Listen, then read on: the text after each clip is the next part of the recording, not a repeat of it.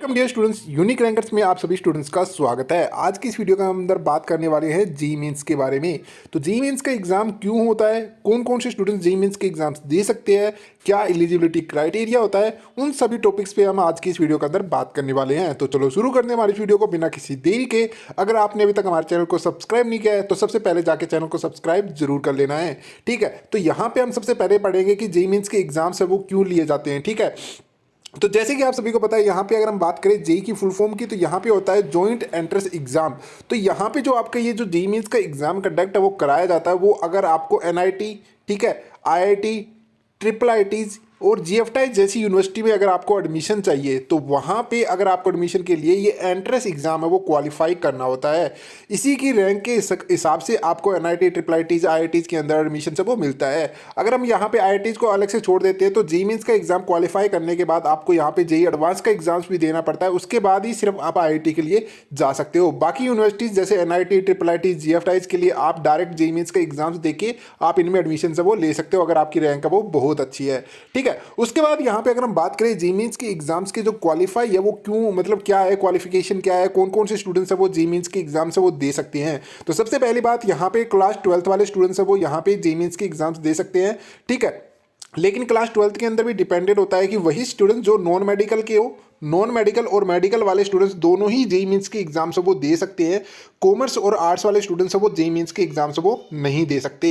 इसके अलावा अगर हम बात करें और कौन कौन से स्टूडेंट्स हैं जो जेई मीन्स के एग्जाम्स वगैरह दे सकता है, तो उसके अगर हम बताऊँ तो काफ़ी ऐसे कॉलेज स्टूडेंट्स होते हैं जो क्लास 10th के बाद डिप्लोमा करते हैं। तो डिप्लोमा वाले स्टूडेंट्स भी यहाँ पे जो एलिजिबल होते हैं, यहाँ पे जो एग्जाम्स है वो दे सकते हैं जेई मीन्स का, ठीक है। अभी अगर हम बात करें कब तक आप जेई मीन्स के एग्जाम्स वगैरह दे सकते हो, तो जेई मीन्स के एग्जाम्स की अगर हम बात करें तो यहाँ पे वो स्टूडेंट्स यहाँ पे जेई मीन्स के एग्जाम्स दे सकते हैं जिन्होंने क्लास 12th है वो जिस ईयर में क्वालिफाई करी। अगर हम फॉर एग्जांपल लेके चले, जिस किसी स्टूडेंट्स ने जेई मींस का एग्जाम है वो 2000 मतलब क्लास 12th का जो एग्जाम्स है वो 2022 में इसने क्लास 12th का एग्जाम्स है वो दिए हैं, ठीक है। तो वो स्टूडेंट्स 2022 के अंदर जेई मींस के एग्जाम दे सकता है, 2023 में दे सकता है और 2024 में दे सकता है। तो मतलब आपको कंटिन्यू 3 साल तक आप जेई मींस के एग्जाम्स वो दे सकते हो। अगर आप इसमें से किसी भी एक ईयर के अंदर गैप लेते हो तो वो आपका ईयर आगे काउंट नहीं होगा, ना एक्सटेंड होगा। आप एग्जाम दो या ना दो, आपकी वो 3 साल ही काउंट होंगे जिस साल से आपने क्लास 12th वो पास की है, ठीक है।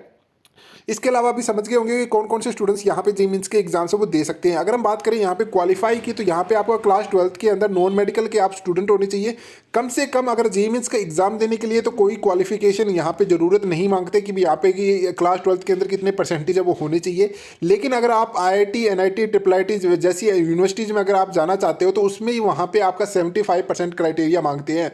मतलब आपके क्लास 12th के अंदर 75% क्राइटेरिया होगा, तभी आप आईआईटी, एनआईटी, ट्रिपल आईटीज के लिए जा सकते हो। अब ये 75% क्राइटेरिया एक्चुअली होता क्या है, इसके बारे में मैं आपको बता देता हूँ। तो 75% क्राइटेरिया क्लास 12th के अंदर जिन जिन स्टूडेंट्स के अगर जो 5 सब्जेक्ट मिला के 75% अगर उनके बनते हैं तो वही students IIT, triple ITs, NITs के अंदर एडमिशन से वो ले सकते हैं, ठीक है। तो ये 75% लास्ट के कुछ सालों के अंदर तो रिमूव किया जा रहा था। अब 2023 के अंदर इसके चांसेस है वो कुछ कह नहीं सकते कि रिमूव किया जाएगा या नहीं किया जाएगा, लेकिन मोस्ट प्रोबेबिलिटी यही चांस क्रिएट हो रहे हैं कि 2023 के अंदर भी 75% क्राइटेरिया को रिमूव अब वो किया जाएगा। ये चीज़ें थी, कुछ इंपॉर्टेंट चीज़ें मैंने आप सभी को बता दिया है। उसके अलावा अगर आप जी मीन्स के बारे में कुछ और चीज़ें जानना चाहते हो तो वो भी मैं आने वाले टाइम के अंदर आप सभी को एक्सप्लेन करूंगा। और उसी के साथ मैं आपको यहाँ पे बता देता हूँ कि यहाँ पे जी मीन्स जो हमारा जो 23 होने वाला है उसके अभी आपके रजिस्ट्रेशन है वो दिसंबर के मिड तक आपके रजिस्ट्रेशन वगैरह स्टार्ट हो जाएगी।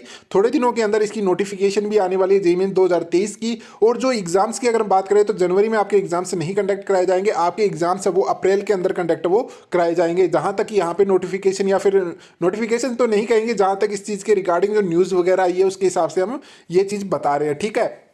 उसके अलावा अगर आपको कुछ भी जानना हो जेई मीन्स के एग्जाम से रिगार्डिंग भी, कब हो सकता है, कितने कितने बार हम जेई मीन्स के एग्जाम्स दे सकते हैं, बाकी मैंने आपको बता दिया है। अगर आप कुछ डिटेल में जानना चाहते हो तो डिटेल में भी आपको उससे रिगार्डिंग वीडियो आपको हमारे चैनल पे भी मिल जाएगी। अगर आप चाहते हो कि और भी अच्छे से एक्सप्लेन किया जाए तो आने वाले टाइम के अंदर भी आपको उनके रिगार्डिंग वीडियोज़ मिलती रहेगी।